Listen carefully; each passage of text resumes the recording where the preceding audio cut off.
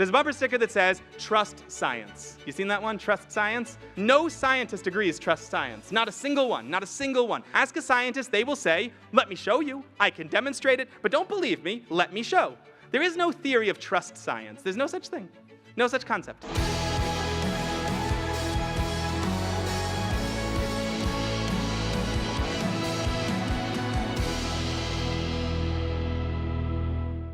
The Torah actually loves science. The Torah is a big fan of science. You just don't know where to look. I'd like to show you some places. The Torah has very nice things to say about science. This is in Tractate Shabbos. This is the Talmud. The Talmud says that Rabbi Shmuel bar Nachmani says in the name of Rabbi Yochanan, how do I know that it is a mitzvah for a person to study astronomy? A mitzvah, like the 613 level of mitzvahs, like the same where it says don't steal and don't murder. How do I know on that list is thou shalt know how to calculate astronomical figures? The Talmud, by the way, says, how do I know? Not is it true. It's a given. It's a given to the Talmud that it might be one of the 613 commandments. Don't steal, don't murder, keep Shabbos, know astronomy. It's a given. And then there's a proof. A proof is from a verse. Ushmartem vasisem ki hi chachmaschem v'inaschem le'enei ha'amim. This is the wisdom and the knowledge of the nations. What is called the wisdom and knowledge of the nations? Astronomy. That's what it says in the Talmud. Calculating the path of the stars, calculating the path of the planets, and this is not just lunar calculations for the calendar. What we have here is the Talmud saying that it is a fundamental obligation for every single Jew to know how to calculate the way the stars move across the sky, which has nothing to do with our calendar. And the Talmud takes it as a given that this is a mitzvah. Now, there are like 6 medieval commentaries that got together to try to figure out what the 613 mitzvahs are exactly, and at least one of them, known as the Smag, came up with a list, and in the Smag's list, he lists this as one of the 613 commandments. So according to at least one major medieval commentary, anybody in this room who doesn't know how to calculate the path of the stars across the sky has done, at best, 612 commandments. You have a big tzaddik with a long white beard, he gets up to heaven after 120 years, you did great, but can you calculate the path of Mars across the sky? And if not, sorry, that's 612, where's your 613th according to the Smag? This is a mitzvah. So the Torah has very nice things to say about astronomy. Rambam says that we used to have a Jewish book of astronomy. It was held by the tribe of Yisachar, and it was lost, so we had to borrow from Aristotle, from the other astronomers at the time. We had to borrow from secular astronomy because we lost our original book. But in fact, this was such a priority that 1/12 of the Jewish people used to be absorbed in it, obsessed with it, to the point that they were writing textbooks. Astronomy is definitely something that Torah approves of, that Torah loves.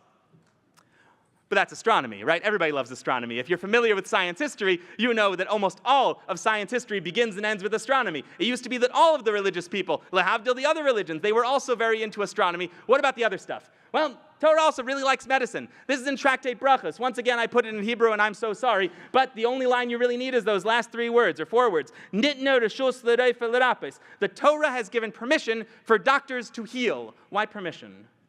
Permission for doctors to heal. Well, who makes disease? I mean, in a global theological sense, God does, right? What authority does a doctor have to lift something that God put into the world? God made this person sick, so I come to the doctor with a cold. Achoo! Say, doctor, heal me. And the doctor says back, sorry, God gave you the cold. Talk to him about it. I didn't do it. Go to God. The Torah, nitin reshus l'reifah l'rapes. The Torah overrides that rule, says you're allowed to undo God's work. You can undo God's work. God gave this guy a cold, and you have the authority to, as a doctor, undo it. And not only that, brought in Shulchan Aruch, in the Code of Jewish Law, mitzvah hi. It is a mitzvah for a doctor to heal the sick. So medicine, the Torah gives incredible credit to. By the way, secret, the Torah gives more credit to medicine than medicine gives to medicine. I'll give you an example. Ask any honest doctor, and by the way, most doctors are incredibly honest people. Ask them if they are 100% sure that a certain cure will work or that a certain disease is fatal. Will they ever say yes? 100%. No, of course not. They will say, by the way, usually, does anybody know what they usually will say if they know their math? It's almost always 98%. We do 98% in medicine, 95% in the rest of science. So most drugs that make it to market are 98%. 98% they're going to work. That's an oversimplification of a confidence interval. Ask me about my cheating later. Okay. For those of you who get it, great. For those who don't, even better. However, when a doctor comes to us, when a doctor comes to a rabbi and says, this person is terminally ill, I'm 98% sure, we in halacha and Jewish law see this as 100% certainty that this person is sick, and we can violate any Jewish law to protect them. So what this tells us is that the Torah actually views medicine even more seriously than medical science views medicine. So when it comes to the Torah's relationship with astronomy, love. Medicine, love. And down here, this is a Zohar. So now this is a Kabbalah class. We should have labeled it differently. Not science and Torah, Kabbalah. So this is a Kabbalah class. This is a Zohar. And this one I was kind enough to translate. See, I got into a mood. The Zohar says that in the 6th century of the 6th millennium, the gates of wisdom shall open from above, and the well springs of wisdom from below, in preparation for the 7th millennia, which is the coming of Mashiach. Let me say it in normal words.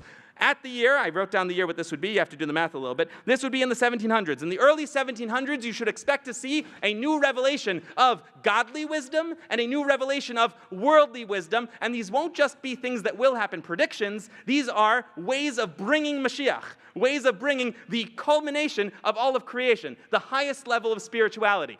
In the early 1700s, we saw the well springs of Hasidus burst forth, a new path in understanding and studying Torah. Those were certainly the well springs from above. And if roughly the beginning of the modern scientific era was right around that time. We have, I wrote down some years. 1687 was Newton's Principia came out, and that's often marked as one of the beginnings of modern science. That around the time that science was first coming into its own, Hasidus was coming into its own, and the Lubavitcher Rebbe and many other people looked at this and said, science is not just a sign that Mashiach is almost here. Science is one of the things that will bring Mashiach. So, the Torah does not have a problem with science. Not by any means. Torah, as a matter of fact, loves science. Kind of. This is from Tanya. A lot of you probably are coming here from Chabad houses. You're familiar with Tanya. That right there is a picture of the old front page of Tanya. Kind of cool to have. Historical artifact. Keep it on the screen. It's cool. What it says, though, is not necessarily something that you want to share in a room full of people who came to hear you reconcile science and Torah. And it is that the wisdom of the nations, science, defiles the mind and soul. Oops. What happened to astronomy? What about medicine? What about bringing Mashiach? It defiles the mind and the soul. Now, there's an if. It defiles the mind and soul unless you, A, use it to make a living. So, nailed it. Those of us who are scientists in the room, you're safe. Or you use it to understand God better the way that Maimonides and Nachmanides, that's Rambam and Ramban, the way that they used science. But science, for its own sake, defiles the mind. That's harsh. What in the world does that mean? Defiles the mind. Anybody here study science and not notice their mind get defiled? Have we had that happen? I mean, if you noticed your mind get defiled, please, I could use proof for the slide. But most of us probably have studied science, and the defiling of our minds is not apparent. I want to explain this very briefly, then move on. This is not a Tanya class, nor is it a Kabbalah class, but it's right now a little bit of everything, and I like it that way. Everything that we study presupposes a couple foundational ideas. Everything we study has presuppositions. Call it subliminal advertising, if you like. The Talmud never once proves the existence of God, never once says God exists. But the Talmud is studying the minutia of what God wants in this world, so there's a supposition. We assume a God, and we don't even have to say it because it's running below the surface of the entire Talmud. The Talmud doesn't prove spirituality. Instead, it jumps over the problem by subliminally giving you spirituality. I'm operating on the assumption that God is everywhere and everything, that the spiritual world is real, and therefore there is a Talmud. Science does the opposite, and it's not negative, it's just something to be aware of. Science operates under the assumption that physicality is prominent and that physicality is consistent and that spirituality is not necessarily. Not that it's not. Science isn't anti-God or anti-spirituality, but the assumptions of science, unless you're in theoretical physics, the assumptions of most science is that the table is a table, that the stender is a stender, the podium is a podium, that physicality is what it appears to be. Somebody who studies science is perpetually exposed to the underlying conceit that the world is the world, the physical is the physical, and it has laws that cannot be changed. That, over time, does wear away at the spiritual constitution of the mind. That is, the mind is subliminally getting from science, world is real, physical is real, and therefore, if it's not being channeled for a job or for spirituality, it can have damaging effects on someone's faith. This is mentioned in Tanya. I want to give you the whole story. I told you that the Torah loves science. A little bit. Sometimes it doesn't. That's what it says in Tanya. What does it mean to channel the Torah, to channel science into Torah study and relationship with God, like Rambam and Ramban, like Maimonides and Nachmanides? Rambam was kind enough to tell us exactly how. Now, love and fear of God are very important. They are also two mitzvahs, along with astronomy and not murdering people. Those are the examples we're using today. Astronomy, not murdering, loving and fearing God. How do you come to love and fear of God, says Rambam? By studying science. You look at the world around you. When you look at the world around you and you understand the greatness of God and the greatness of the things that He made, this is the path to attain love and fear when he contemplates his wondrous and great deeds and creations, science. And he appreciates the infinite wisdom, the incredible order to the physical world. This is a path to love and fear of God. So science, when used properly, science when used to inspire us and to help us see God further is, if everything, it is a spiritual pursuit. It doesn't have to be negative, it doesn't have to be positive, it is a tool, and it can be used for religion. And as a matter of fact, Rambam says it is the only way to attain love and fear of God. There's a line in Job, I don't have it on the screen, so you'll just have to trust me. From my flesh, I see God. The Hasidic masters understand this to mean that God could have designed the physical world any way he wanted. He didn't have to make carbon-based life forms. He didn't have to put my head on top. Some people would say my head's not on top. He didn't have to put my head on top, my feet on the bottom. He didn't have to line up my heart and my mind the way it is. He could have made the world however he wanted. Why did he make it this way? This way. Mi besari echazeh elika. From my flesh, I see God. He wanted me to be able to understand him and therefore left hints for what God is like in physical matter. And when somebody studies biology, chemistry, physics, anatomy, anything in the sciences, they are coming closer to understanding God because God intentionally left those clues in my body and in the physical world. He put that there on purpose. This is why, according to the Hasidic master, the Alter Rebbe, who wrote Tanya, the best prayer service will always be conducted by somebody who has a job, not somebody who learns Torah all day. Really, he says it. He says, nobody can pray as well as someone who has a job. And you know why? Somebody who has a job, knows the world, cares about the world, and then actively says, I'm setting aside what I know and care about to talk to you. What is a Torah scholar setting aside to talk to God? There's no authority in them saying God's greater than a mountain if you've never seen a mountain. There's no authority in saying God is the best organizer of cells if you've never seen a nuclear pore complex. If you don't know the science, you don't really have the authority to say how great God is. The more you interact with the world, if you don't really know money, you're not a business person. If you don't really know and care about money, then you don't understand what it means that God owns all the gold and the silver in the world. There's a lack of authenticity to somebody who learns Torah and does not engage in the physical world, praying in a prayer service that says God transcends, declaring that God transcends when your life it doesn't involve the things that he transcends is a little bit deceitful. And the fact is, nobody prays as well as a scientist. Nobody can pray as well as a scientist could pray if they try this out. A lot of examples of this. Look, there's the verse from Job. I lied. It is there. You don't have to trust me. From my flesh, I see God. The Lubavitcher Rebbe loved doing this. This was a hobby of the Lubavitcher Rebbe, insofar as you could say the man had hobbies. One of his hobbies was that he would look at science and he would pull lessons out of it and say that without science, we never really understood certain things. For example, in Pirkei Avos, it says that God has an eye that sees and an ear that hears, an ayin roya, oizen shmas. And of course, we believed it. But we couldn't really internalize that until we had radio waves, until we had cameras. You understood it theoretically, but there was no such thing in the physical world, so it was a theory. Science made this practical, the idea of what it might look like to have a God who is all-seeing and all-hearing. Nuclear energy and metastasis. The Rebbe uses both, but I'm a biologist, so I'm going to lean on the metastasis one. I'm sure you'll see the mashal both ways. The way metastasis works, that is metastatic cancer, when a cancer goes from a tumor into spreading through the whole body, Rahman al-Litzlan, we should all be saved from such diseases. 1 cell in 10,000 breaks off from the main mass. Most cells are content to stay where they are. 1 in 10,000 breaks off, travels in the bloodstream of the lymph, lands somewhere else, sets up shop, and makes a problem. That's evil and it's horrible. But it drives home the point that an individual can change their entire environment. That sometimes from breaking off from the influences of others and carving out your own path, you can transcend. And this is something that we might have understood in theory, but until we saw the cells do it, it was hard to ground it in practice. The other one with splitting an atom is pretty easy to understand too. You split an atom and you get an atomic bomb. You get atomic energy from splitting a very small thing. The smallest things can have the biggest impacts. We always understood lefum tzara agra, that the harder I work, the more I'll get out of what I do, that pressure helps me grow. But we didn't really see it until we understood that the thing that creates diamonds and the thing that creates oil is incredibly high pressures pushing on organic matter. When I push on my organic matter and I push it down hard, I can get a diamond out of myself. A theory that science helped us bring into practice and make understandable. I flew here on an airplane. That's why I'm exhausted, slurring my words and talking too fast. I haven't slept. And I came here on an airplane. I think most people on the airplane don't know why the airplane stayed in the sky, which I don't know why you fly if you don't understand it.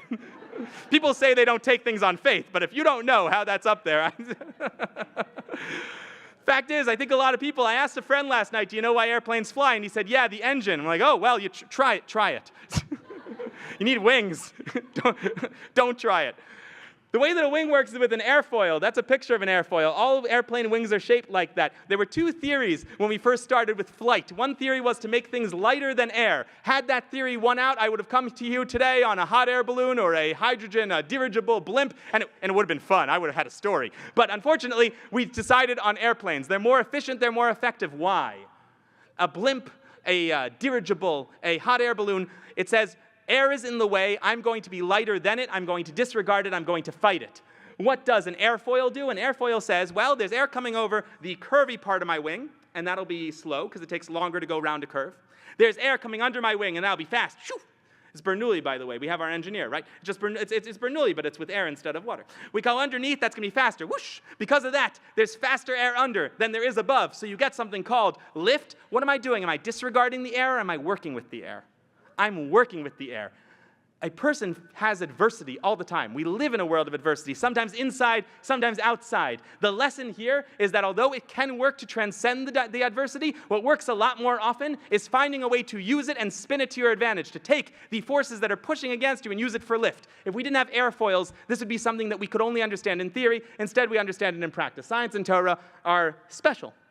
Sometimes they don't agree. I wish I could tell you that they always agree, that science and Torah always line up. That is the Chabad house line. I'm sure it's what your rabbi told you, is that if you found a conflict in science and Torah, somebody made a mistake somewhere. The truth is we all agree. We don't. We don't all agree. You can take that back home with you. There are some things science thinks that Torah does not think, and these are actual differences. There aren't many.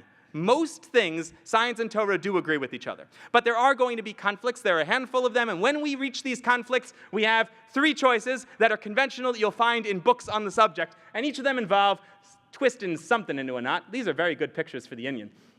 I made a twisted Havdalah candle over there to symbolize the twisting of Torah. See my artistic flair? One approach is, look, the Talmudic scholars, they weren't scientists. They were working with the information they had. Their Torah is true, but their science isn't. And so we're going to take the Talmud and twist it into a bow until it looks like the Torah. And as for the Torah, which was written by God himself, he didn't really mean it. He didn't really mean it. When God says that he made the world in 6 days, it doesn't mean days. Don't be silly. God literally meant, by the way, I can't resist. God literally meant don't murder, right? But figuratively, he doesn't mean 6 days. He literally meant don't steal, but figuratively 6 days. You might notice, it's something we're going to talk about a lot in tomorrow's lecture. You might notice that people usually say the Torah is non-literal only when it makes them very uncomfortable to read it literally, and that should make you wonder whether the Torah is so non-literal or whether we just have hang-ups.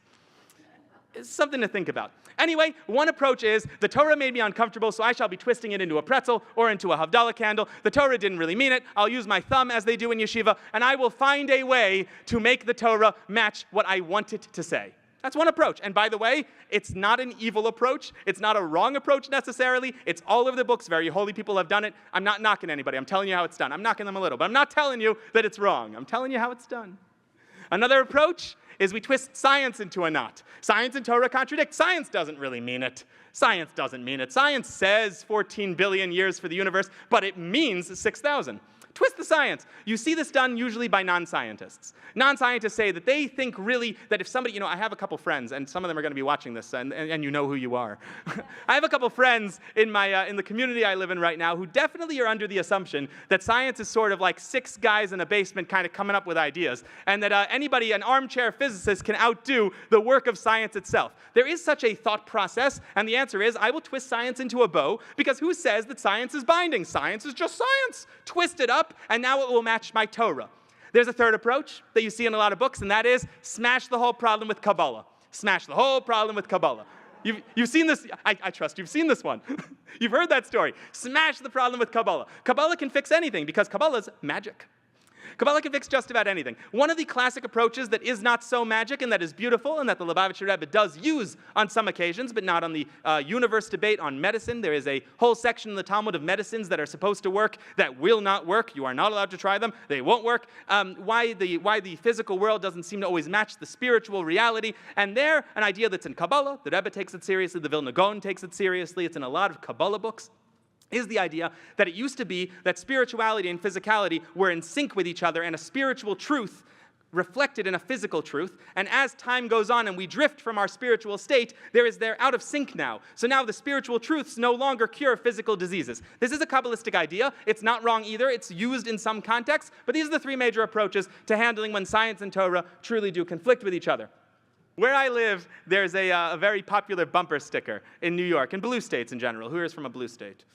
So you know the bumper stickers. Here's the bumper sticker. There's a bumper sticker that says, "Trust science." You seen that one? Trust science? It's a funny bumper sticker because usually the bumper sticker that you have in your car at least agrees with the people for whom you are representing.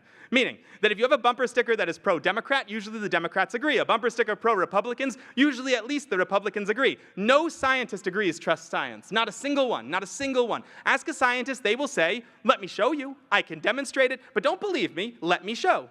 There is no theory of trust science. There's no such thing.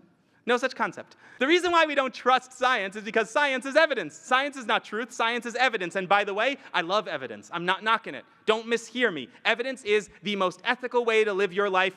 Footnote, hold on. But almost the most ethical way to live your life. If I don't know something and I'm trying to figure out how to have an ethical, healthy, productive life, the best way to do it is to collect as much evidence as possible, to look at it in a non-biased fashion, to have other people look at it through the scientific method, through one study talking to another study, through confusion, through resolution. This is the best way to live an ethical life. The evidence-based life is the most ethical life. That is certainly the case. So science does a fantastic job at collecting evidence to help us understand what to do when we're not sure. That's what science is great at. That's not trust science. That is maybe trust the evidence-based lifestyle when you apply the scientific method properly, but it doesn't fit on a bumper sticker, so they say trust science. But the idea is that trusting evidence is a worthwhile thing to trust. However, evidence has some pretty serious limitations. The biggest one is that almost all things that we study, we do not observe directly. Direct observation is rare in science. Usually, we make an assay. Usually, we make a kind of experiment that allows us to indirectly see what we're talking about. That's a lot in molecular biology and genetics. We usually aren't looking at the cells or the particles themselves.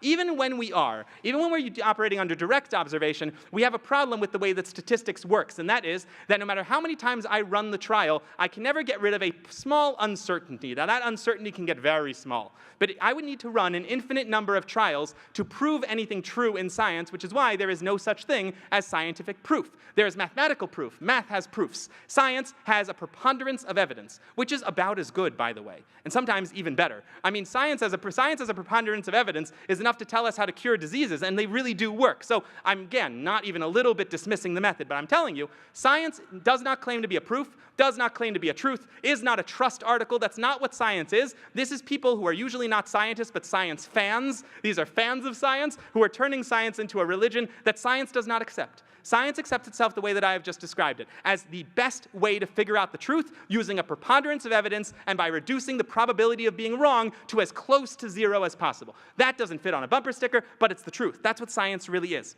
So some people want to know, what do we do when science and Torah contradict? And is Torah a preponderance of evidence? Does Torah have an uncertainty? Any? Ask me at the Q&A. Good question. Torah, in and of itself, when it presents the world, there is no uncertainty in the Torah. When God says, "I made the world in 6 days," He's not saying, "I made the world in 6 days with a confidence interval of 98." God is saying that I made the world in 6 days. He's saying what is. When the Torah tells us what is, there is no more room for a scientific discussion, because a scientific discussion is trying to figure out what is. And if the Torah does the work for us, which it usually doesn't, the Torah didn't tell us how to treat cancer. The Torah didn't tell us how to develop vaccines or get to the moon. So in this regard, science is incredibly useful. But when Torah speaks up, when God speaks up and says, "I'm sure because I made it," there really isn't room in the discussion for science anymore, because science is collecting evidence and I already know the answer. One of the classic examples of this, and I hate to use other people's ideas. I like to stick to Torah, but it's just such a good muscle, I can't not use it. You know the blindfolded elephant thing? I mean, it's not a blindfolded elephant. It's blindfolded people around an elephant. You can see the picture. This is an old Indian parable. It's from the Indian subcontinent. It's been used again and again and again. Let me tell you how it works. We blindfold a bunch of people, or in this case, let's blindfold just one person. And we have him walk around an elephant, and he feels the different parts, and he begins to collect evidence of what this might be. He doesn't know it's an elephant. I do know it's an elephant. He feels the trunk. He thinks it's a garden hose. He feels the tail. He thinks it's a brush. I don't know. Use your imagination. I didn't come up with pithy things each part of the elephant can be. I was a long flight. The elephant, he comes to many conclusions. And eventually, after circling many, many times, he concludes that it is an elephant. Science and Torah agree. That is, Torah, which is the direct line, knew it was an elephant. I know it's an elephant because I know the truth. And this scientist who did their evidence, did it right, came to the same conclusion because when you take the preponderance of the evidence and keep circling the data over and over, you're likely to arrive at the truth, and we should all agree. What happens if I let this guy or gal circle the elephant for days and days and days, and they write their papers and they publish, and the consensus of the scientists is it's a walrus. It's a walrus. There are people who would say, well, if the evidence says it's a walrus, maybe the Torah maybe it's really a walrus. Maybe it's really a walrus. Maybe you misunderstood when you saw an elephant. It's really a walrus. There are people who do that with science and Torah without doing it with the elephant example, obviously. But the Torah is certain about certain things. And so when science collects evidence and you come to the wrong conclusion in science, that doesn't mean that the evidence should be listened to. That means that the evidence really didn't belong here in the first place. The evidence has no room in a world where I know. The evidence has room in a world where I don't know. Another example of this that I used to give when I was a shliach on a college campus because it was spicy is the example of that very angry, very dangerous-looking grandma over there. That very dangerous-looking grandma. Let's say that I see an old lady and she needs help across the street, and she tells me that she needs help across the street because she wants to go buy groceries at the store across the street. I collect evidence. She's a nice old lady. She doesn't look like she's an armed robber. She seems very friendly, and she just needs her groceries. The evidence would tell me to walk her across the street, and the evidence-based life would be to do it, right? That's an ethical, evidence-based life. Let's say that I also knew for sure that she had a gun and was about to rob the store. And I know that for sure. Can I now make the claim that because I've collected enough evidence that it makes sense for me to follow the evidence and to walk her across the street? The evidence says she's fine. Oh, I happen to know for sure, but I have no evidence of it. I can't see her gun, I just know. It's a truth.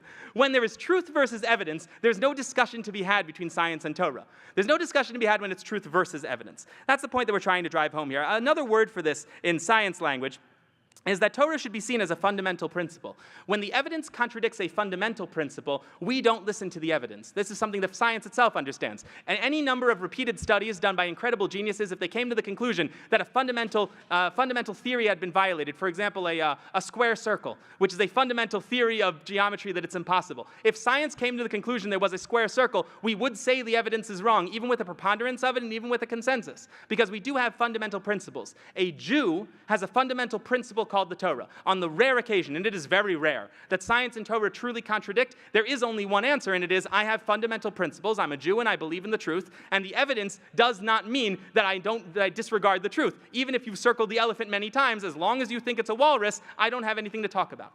Now, in most cases, there's not actually a contradiction between science and Torah. That's the truth. It's usually not. Usually, we just have to look at the data more carefully. A lot of times, if you read the Torah right, and I don't mean you twist it into a pretzel, I don't mean you twist it into a Havdalah candle, I mean you read the Torah honestly, you'll find that a lot of contradictions are not contradictions. I'll give you a couple famous ones. One very famous contradiction that's mentioned in a lot of the older books, people used to love geometry, they hate it now. I think it's the teacher's fault. My geometry teacher was not great.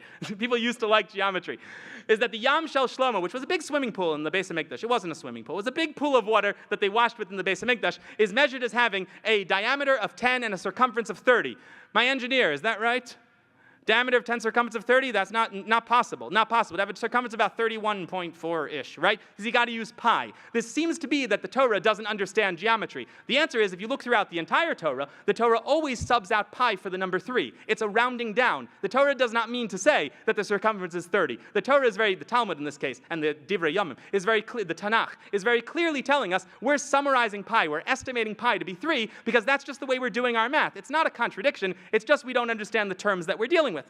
Rambam claims that the sun is much, much larger relative to the earth than it actually is. We know the sun to be much smaller than Rambam's measurements. However, if you count the sun's corona, you get almost the exact measurement that Rambam gets. It's just a mistake of terms. Rambam didn't mean the core area of the gaseous part of the sun. He meant to include the corona. When you include the corona, you get almost the exact same measurement. And when you include the occasional odd flare, you get the exact same measurement. You really can work with it. This doesn't have to be a fight, is my point. The Torah and science don't have to argue with each other. And a lot of times, reading it well, you won't get that conclusion. I'll give you one more. It's all over the Torah, all over Talmud, all over the commentaries, the idea of four yesodis, what's a good translation? Elements, the 4 elements that make up the entire world. Fire, water, earth, and air. Sound scientific to you or sound like a cartoon?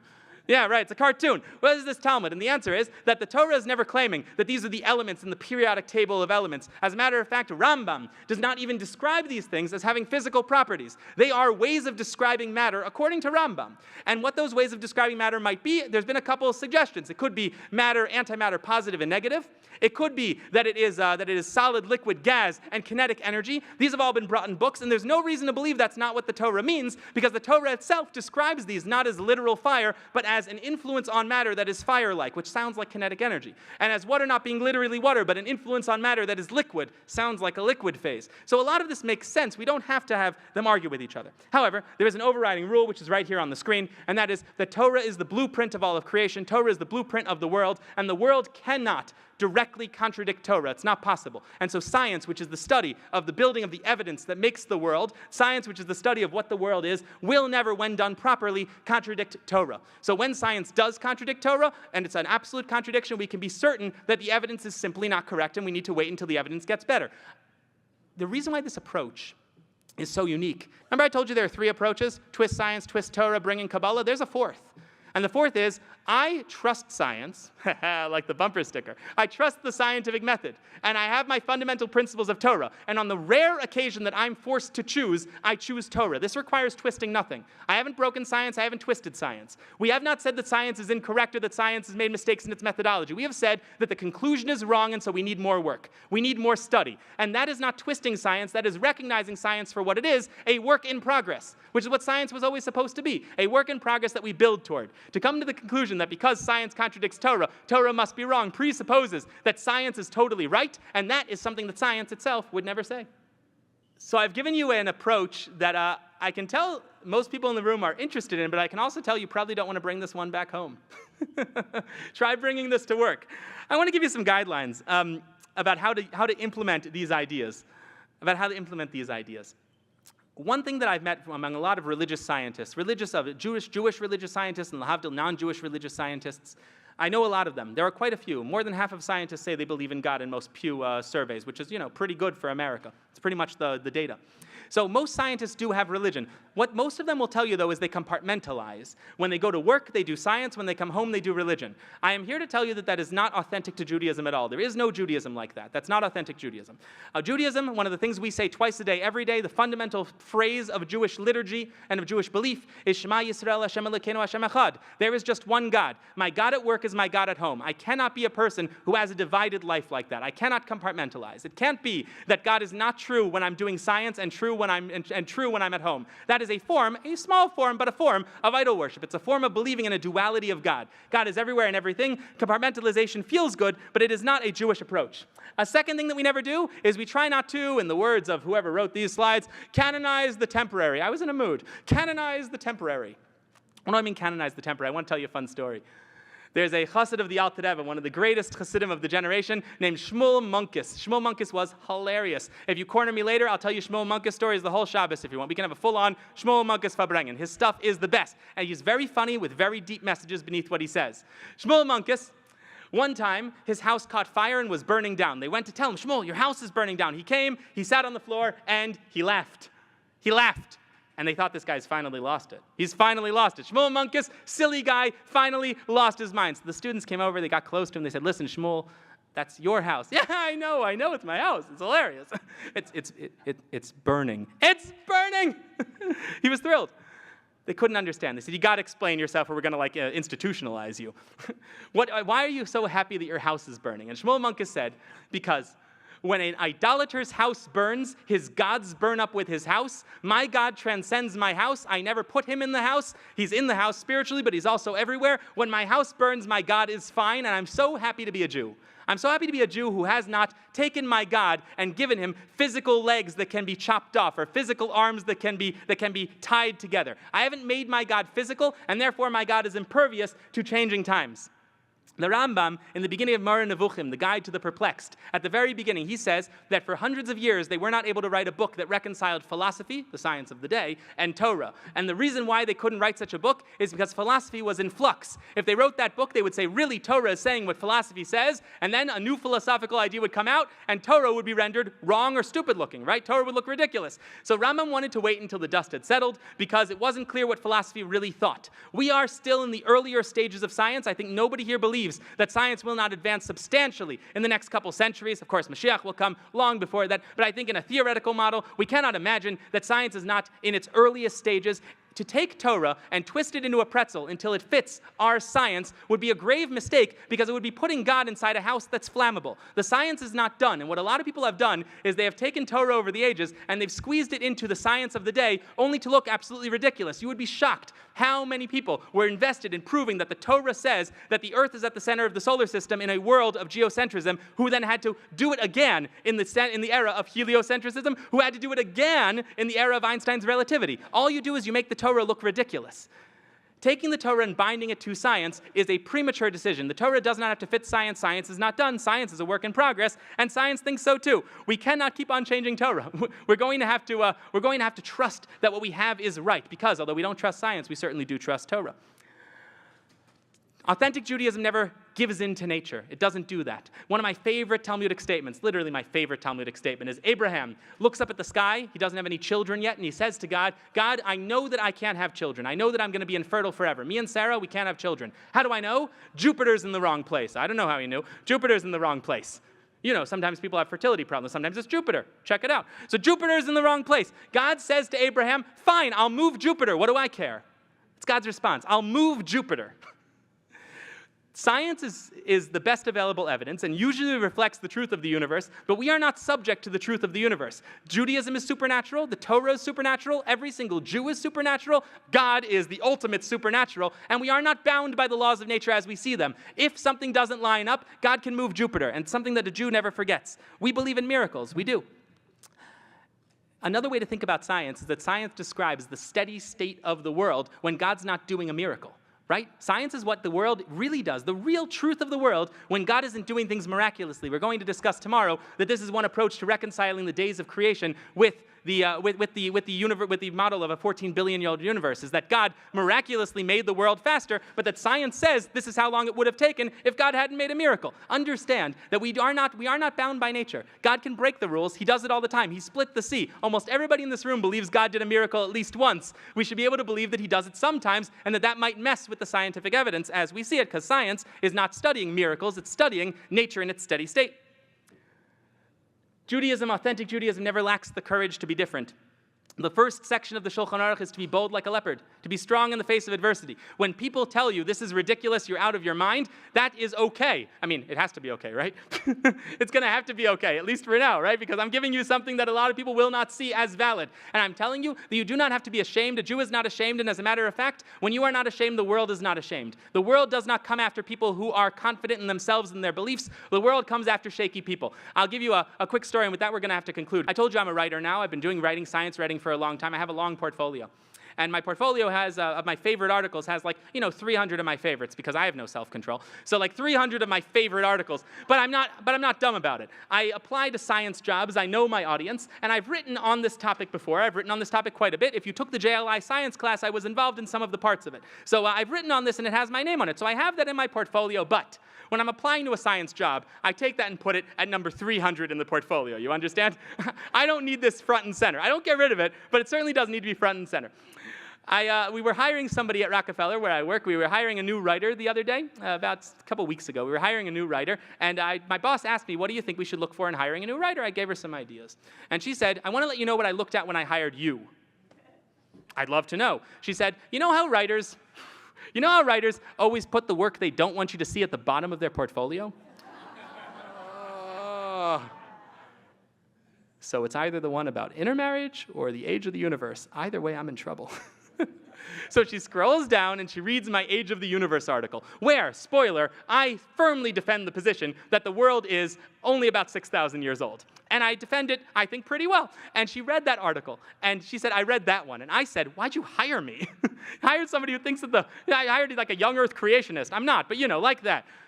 She said that I was looking for somebody defending something that I felt was indefensible, and I liked the way you did it. I liked the writing. I don't agree with you, but I'm looking for somebody who can write that way, who can write well enough and can speak well enough that they can defend their principles to me in a coherent, logical way, even if I don't agree. She's not an exception to the rule. A lot of the world will feel this way if you state your principles clearly and you're honest and you're open and you're not a jerk. Very frequently, the entire world is ready to join you in your mission. The last thing I want to say, and with that we're going to conclude, is that the number one value of a Jew is that we do not put theory before practice. No matter how confused we might be about science and religion or about any of the things that get in the way of our practice of Torah and mitzvahs, that all is put to the side by a Jew. A Jew says, Nasa v'nishma, I will do and later on I will understand. You need to find, if you're involved in science, you must find a way to reconcile science and Torah enough that it doesn't get in the way of your performance of Torah and mitzvahs. I have given you one model, but please take a different one if it helps you do mitzvahs and learn Torah. The theory does not matter at all compared to the practice. The most important thing is that science should never be a barrier to somebody taking on a deeper commitment to Torah and mitzvahs. The question that was asked, in case you didn't hear, is that I said the Torah is sure about things. And I don't know your name. What was your name? Yosef. Yosef pointed out brilliantly that the Torah does not seem sure about a lot of things. A lot of things are up for debate in the Torah. I have two answers, and I want to think about 3 or 4 more. So I'm going to give you 2 right now, and I'd love to corner you later so we can talk through some of the other ones, because I think it's a really smart question. One answer is that on the fundamental principles, Torah does not have debates. Not really. When it comes down to what is and what isn't, you don't see a lot of machlokas. You don't see a lot of debate in the Talmud over mitzias, over what is. You see a lot of debate in the Talmud over what could be. I'll tell you why I can make this claim. A bas kol, a voice from heaven. So sometimes a voice from heaven appears in the Talmud and announces the bottom line of a law. We don't listen to it. We say, no Torah is on earth. However, there's an exception. Sometimes we do listen to the bas kol in the Talmud. Do you know when we listen? The commentaries say exactly when we listen. Oh, you know? So I'll tell you the klal, and then you can apply it to the prat. Here's the general rule. A bas kol is not allowed to tell us how to decide Jewish law, but a bas kol, a voice from heaven, is allowed to tell us what is, and then we trust it. So if we're asking, is this a thing? Is this here? Is this there? Or is somebody alive? Is somebody dead? We do trust a voice from heaven. We don't trust a voice from heaven to tell us what to do with that information. That's for people. We decide what to do with mitzias, with existence, but the existence itself is not up for debate. So all the Talmud's debates are over what to do with an extant piece of matter. Whether the matter is there or not isn't usually debated in the Talmud. That's my first answer. My second answer is the classic Elu ve'elu divrei Elokim chayim, that in the Talmud, all of the opinions are the words of the one true God. So although they appear to be arguments, they are in fact one statement of fact. We don't actually have divergent views in the Talmud. We simply have divergent takes off of the same one infinite God. I want to think of more answers. Those are 2 provisional ones. Let's talk more outside. Thank you very much. The Rohr Jewish Learning Institute has the largest collection of Jewish media online. Hit subscribe for more.